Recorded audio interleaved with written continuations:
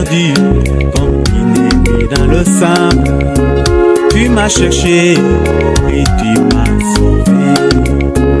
Oh Seigneur, je te dis merci pour tant d'amour manifesté pour moi. Que puis-je te donner, oh mon amour? Je te confie toute ma vie. Oh Seigneur, ne m'abandonne. Salut bien-aimés, que Dieu vous bénisse. Aujourd'hui, nous allons voir le 4e sujet du thème, le serviteur inutile. Mais avant de lire la parole du jour, nous vous bénissons et vous supplions de prier avec nous. Alpha, Oméga. Commence avec nous, papa. Parle-nous, bénis-nous. Et termine avec nous. Au nom du Seigneur Jésus-Christ. Amen.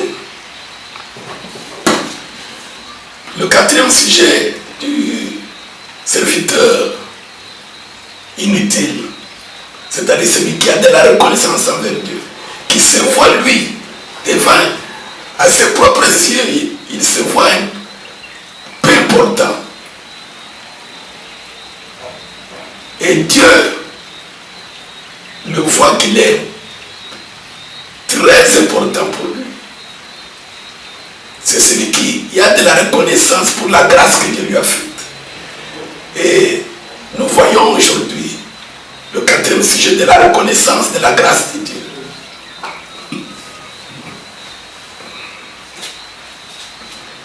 Nous allons lire Philippiens, chapitre 2,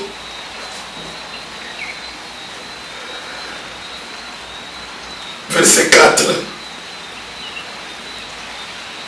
à 11. Ne faites rien par esprit de parti. Nous commençons par 4. Que chacun de vous, au lieu de considérer ses propres intérêts, considère aussi ceux des autres, ayant en vous les sentiments qui étaient en Jésus-Christ, lequel, existant en forme de Dieu, n'a point regardé comme une proie à arracher d'être égal avec Dieu,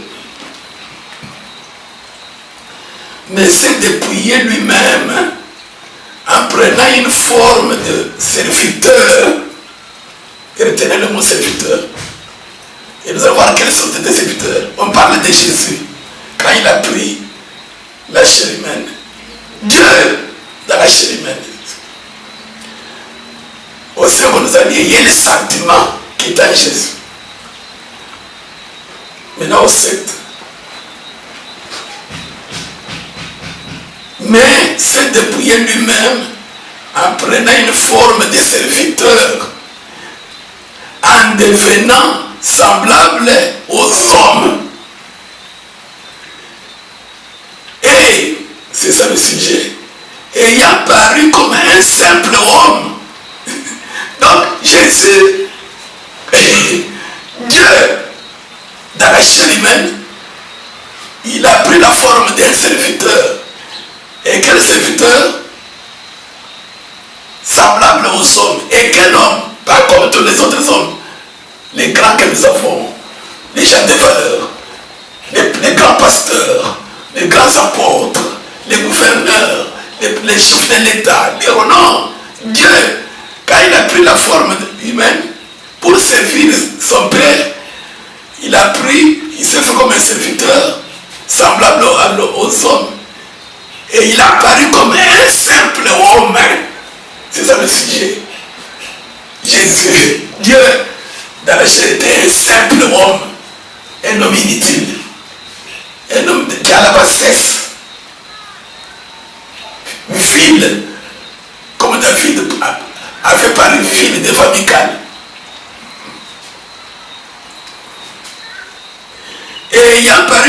simple homme, il s'est humilié lui-même, se rendant obéissant jusqu'à la mort, même jusqu'à la mort de la croix. N'oubliez pas aussi qu'on avait dit, ayez en vous, c'est Paul qui parle, celui qui nous a prêché l'évangile, l'apôtre des nations, ayez en vous les sentiments qui est en Jésus. Si vous voulez entrer au ciel, si vraiment vous êtes chrétien, ayez les sentiments qui étaient en Jésus quand il était dans cette chair. Quel sentiment?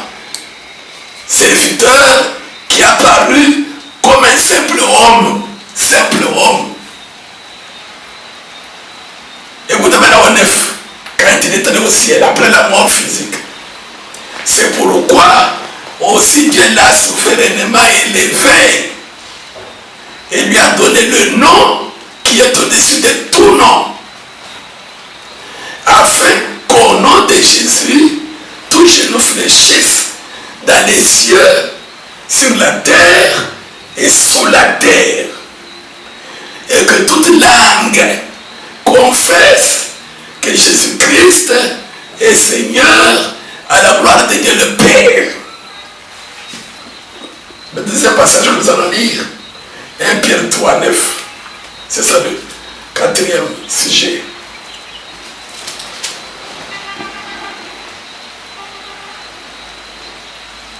Ne rendez point mal pour mal ou injure pour injure.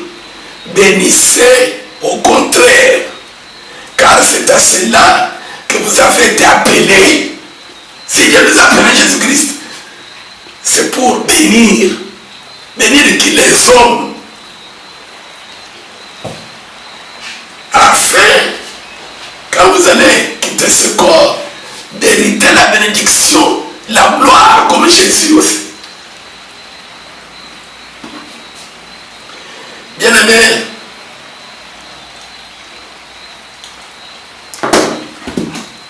Dieu a tant aimé le monde.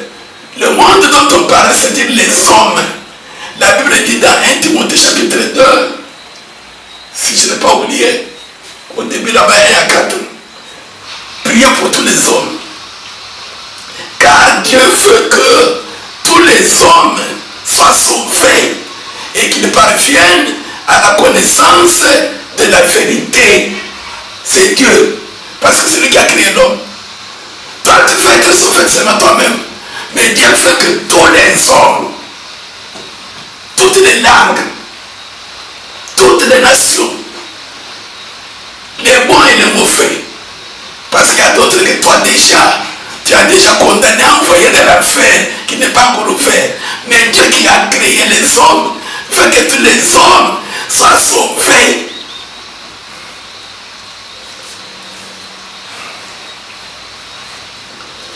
Jésus, en tant qu'homme, le Fils de l'homme, il a tout fait grâce au Père.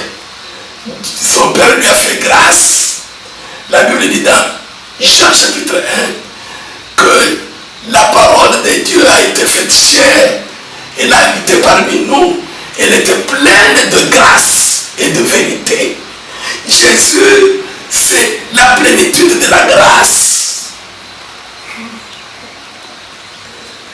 Cette grâce, elle s'est manifestée à l'endroit de l'humanité pour sauver l'homme.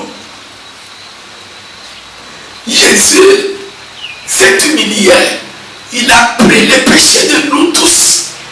Depuis Caïn jusqu'à aujourd'hui, jusqu'à mes péchés. Lui-même, qui était juste, il nous a pardonné. Il a versé son sang innocent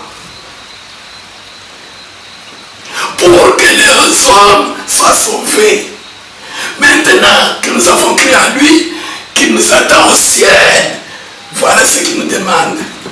Ayez les sentiments qui étaient en Jésus. Toi aussi, qui as été pardonné, tu dois savoir, avec cette grâce que tu as reçue de Dieu, la répandre sur les autres pour qu'ils soient sauvés. Tu étais, toi et moi, nous étions ennemis de Jésus. Il nous a pardonné. Maintenant, Jésus veut que les autres aussi soient sauvés. S'ils nous font du mal, nous aussi nous devons leur pardonner. C'est alors en le faisant que nous allons hériter la bénédiction et la gloire au ciel, pas sur la terre. Le quatrième sujet, la reconnaissance. Celui qui est reconnaissant vers Dieu, il ne rend pas le mal pour la grâce, pour le bien que Dieu lui a fait. Il n'est pas ingrat. L'ingratitude, c'est ça le manque de reconnaissance. Quand Dieu t'a fait grâce, toi aussi tu dois faire grâce aux autres qui te font du mal. Toi aussi tu dois faire grâce aux autres, même s'ils n'ont pas fait le mal, mais que tu n'aimes pas. Un homme a été créé à l'image de Dieu. Et Dieu fait que tout homme soit sauvé. Comme tu as eu la grâce et moi j'ai eu la grâce. Pour que nous puissions hériter la bénédiction, nous devons nous comporter dans ce corps comme un serviteur semblable à un homme, un simple homme, comme un enfant, quelqu'un qui ne se voit pas avec valeur. Quand on lui fait du mal, lui aussi, lui non plus, ne peut pas rendre de mal. Pourquoi? Parce qu'il sait que non, lui aussi a été pardonné. C'est par grâce qu'il est devenu un enfant de Dieu. Pourquoi ne pas aussi pardonner à l'autre que Dieu a créé? De la même manière que Jésus m'a pardonné, moi aussi je dois pardonner aux autres. Un enfant de Dieu qui ne pardonne pas à son prochain, qui ne cherche pas le salut de son prochain, il doit savoir qu'il est ingrat vers celui qui a créé son prochain. Il rend le mal à Dieu pour le bien qu'il t'ait pardonné. Moi je te fais grâce. Rappelle-toi d'où tu viens, où tu étais. Mais pourquoi tu fais souffrir cet enfant dans ta maison? Tout simplement parce que c'est le cousin de ton mari, c'est le cousin de ta femme. Souviens-toi d'où je t'ai tiré toi aussi. Tu es en train de rendre le mal au bien que Dieu t'a fait. Tu es un ingrat. Jésus, quand il est venu au monde, il s'est humilié. Il a pris la forme d'un simple homme pour pouvoir porter les péchés de tous, pardonner à tous. Même ceux qui le perçaient sur la croix, il disait, Père, pardonne-leur comme Étienne. Pourquoi? Parce qu'ils savent que lui aussi, c'est par grâce. C'est par grâce qu'il était devenu un enfant de Dieu. Et pourtant, c'était Dieu dans la chair humaine. À combien plus forte raison nous, qui sommes conçus, nés dans le péché, nous devons faire ce que Jésus a fait.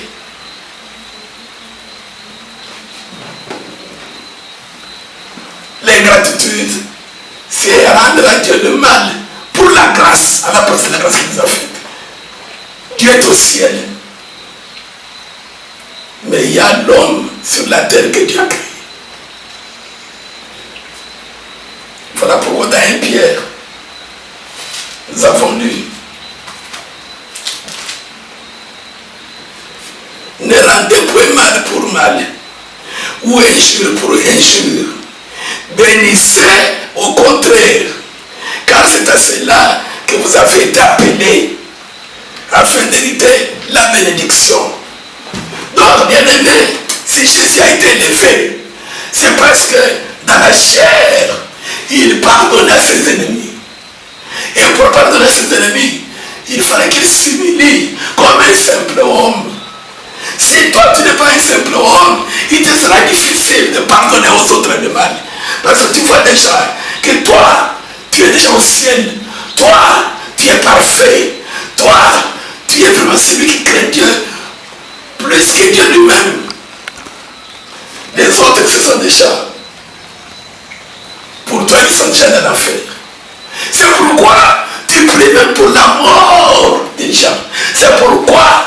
tu es prêt à critiquer, à dire du mal. C'est pourquoi tu es. C'est pourquoi tu passes toujours le mal contre ton prochain. C'est pourquoi tu ne fais que condamner, maudire. Tu n'hériteras pas la bénédiction. Tu es ingrat. Souviens-toi d'où tu viens. Parce que nous tous, nous étions d'Adam. Nous avions péché. Tu peux peut-être être né dans une famille chrétienne, éduqué très bien. Ne te glorifie pas. Tous les péchés d'Adam nous sont pardonnés à Jésus-Christ, par la foi en Jésus-Christ. C'est par la grâce. Et la Bible dit, de même que le Christ vous a pardonné, pardonnez aux autres. Maintenant, voyons-nous les chrétiens aujourd'hui. Voyez dans des assemblées, voyez dans des églises, combien de gens ont décidé de prier dans les maisons. Combien de gens ne vont plus dans les églises.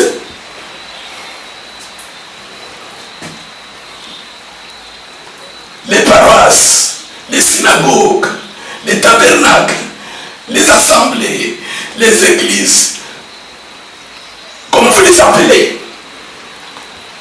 Vous trouvez dans un pays comme le Congo ou à l'étranger, dans ce même quartier, dans ce même rue, ici, Jésus, des hommes de Dieu, là-bas il y a 3, là-bas il y a 4, ou dans ce même bloc, un même flat, il y a 4, ils s'attendent là-bas. Le culte est terminé, c'est notre tour. Quel Dieu vous priez Jésus avec les pasteurs ou les soi-disant apôtres ou pasteurs et tous les titres, les prêtres, les super prêtres dans un même flat. Le même Dieu. Ici, celui-ci a fait 4 personnes, 10, 100, 50. Pourquoi? Posez-leur la question. Oh non, c'est la doctrine. Oh non, celui-là est ceci. Où sont les simples hommes comme Jésus? Il a parlé comme un simple homme pour pardonner, pour supporter. Pourquoi? Parce qu'il s'est humilié comme un pécheur, alors qu'il n'était pas pécheur. Il s'est dit, mon Père m'a pardonné, moi aussi je dois pardonner. Et retenez le 4e sujet. Ne pas rendre à Dieu le mal pour le bien, la grâce qu'il nous a faite. En ne pardonne pas aussi aux créatures de Dieu que Dieu veut sauver. Bénir. Dieu nous a appelés à bénir. Un enfant de Dieu qui est reconnaissant vers Dieu pour la grâce que Dieu lui a faite. Sa langue, son cœur, c'est toujours bénir. Il bénit tout le monde. Il ne fait que bénir. Il bénit ceux qui le maudissent. Il bénit ceux qui les injurient. Ceux qui l'injurient. Il bénit ceux qui le bénissent. Il bénit tous. Il bénit dans le cœur. Il bénit dans la bouche. Il bénit dans les actes. Pourquoi? Parce qu'il sait que non. Ce que j'ai, c'est par la grâce. Ce que je suis, c'est par la grâce. Comme c'est un enfant du patron, même s'il fait du mal, il a encore dans le péché, que je le bénisse. Parce que moi aussi j'étais comme lui dans le péché. C'est par grâce que je suis devenu chrétien. Voilà la reconnaissance.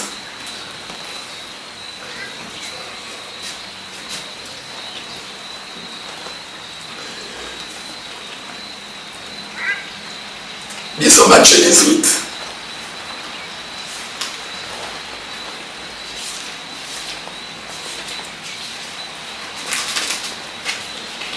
Matthieu 18. Vous allez noter.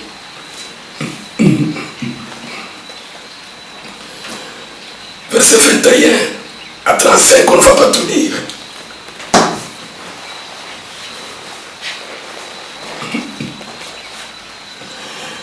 Afin de lire quelques versets, vous notez Matthieu 18, 21 à 35.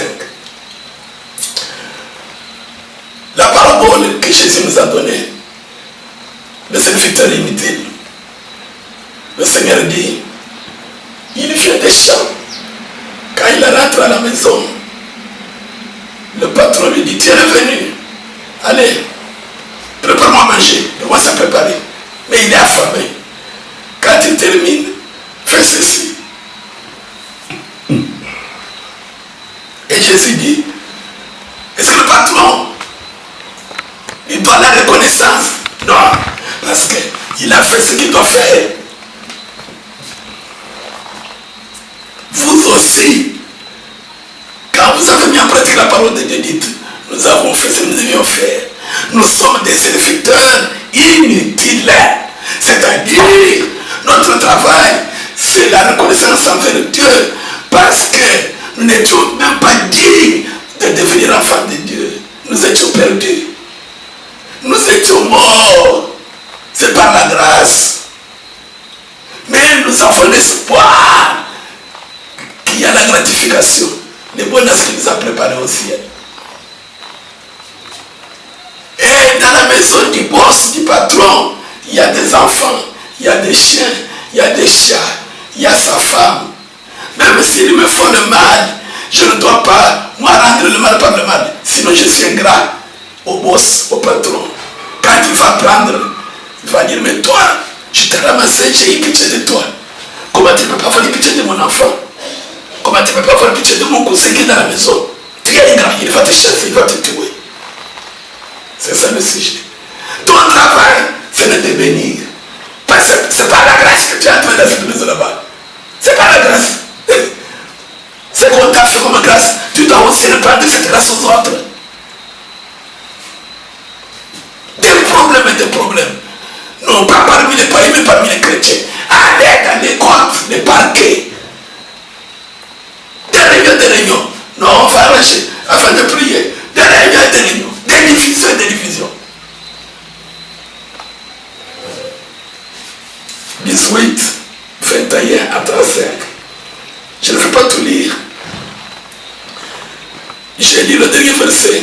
C'est ainsi que mon Père céleste vous traitera si chacun de vous ne pardonne à son frère de tout son cœur. Vous connaissez la parabole. Jésus dit, un patron, il y avait quelqu'un qui lui devait de l'argent. Beaucoup d'argent, plus de 100 000 $. Il n'avait rien. Le patron a dit, arrêtez sa femme, ses enfants, liez-les, et lui-même, prison, et tous ses biens confisqués, toujours jusqu'à ce qu'il paye tout mon argent. Cet homme il s'est ingénié. Aie pitié de moi, Seigneur. Aie pitié de moi. Fais-moi grâce. La grâce, c'est la miséricorde. Parfois, quand tu as ta grâce, la grâce veut dire miséricorde de Dieu. Une faveur. De vous regarder. Vous allez lire à la maison, Matthieu 18. Il a eu pitié de lui.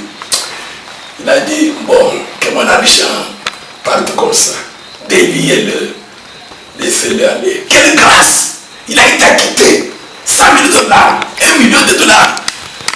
Parce qu'on devait arrêter sa femme et ses enfants. Et lui-même. Maintenant, quand il est parti en route, il a rencontré quelqu'un qui lui devait de l'argent. Combien? Exemple, 10 $. Lui, il devait 1 million. On lui a fait grâce, on l'a libéré. Il a pleuré. Le patron, le créancier, a eu pitié. Maintenant, il a rencontré quelqu'un qui lui devait 10 $, 5 $. Celui-là aussi, il a imploré. Et pitié de moi, donne-moi du temps. Non. Il l'a pris. Il l'a amené à la police, en prison. Mais là, il y a des gens qui connaissaient l'histoire, qui ont vu. Pourquoi il a fait ça? Lui, il devait 1 million, on lui a pardonné. Quelqu'un seulement 10 $. Ils sont allés informer le boss. Le boss a dit non, ce n'est pas vrai. Cherchez-le-moi. Est-ce que c'est vrai? Oui, c'est. Pourquoi tu as fait ça? Toi, tu me devais beaucoup. J'ai eu pitié de toi. Je t'ai fait grâce. Tu étais dans la forêt. Tu étais là-bas, je ne sais où. Je t'ai ramassé. Je t'ai fait venir quelque part. Je t'ai fait sortir du village jusqu'à Lumbashi, jusqu'à Kisangani, jusqu'à Bukavu, jusqu'à Kinshasa. Tu as maintenant une bonne fille quand même. Pourquoi tu es celui-ci, tout simplement parce que ce n'est pas ton enfant. Moi j'ai eu pitié de toi. Pourquoi tu n'as pas eu pitié de lui? Allez, prison. Que Dieu vous bénisse.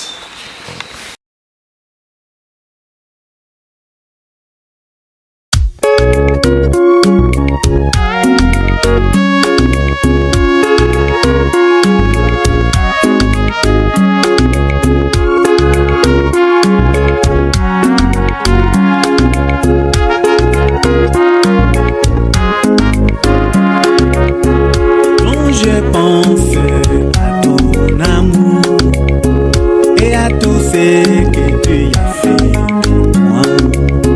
Je t'ai perdu comme une dans le sable. Tu m'as cherché et tu m'as sauvé. Oh Seigneur, je te dis merci pour tant d'amour manifesté pour moi. Que puis-je te donner, oh mon amour? Je te confie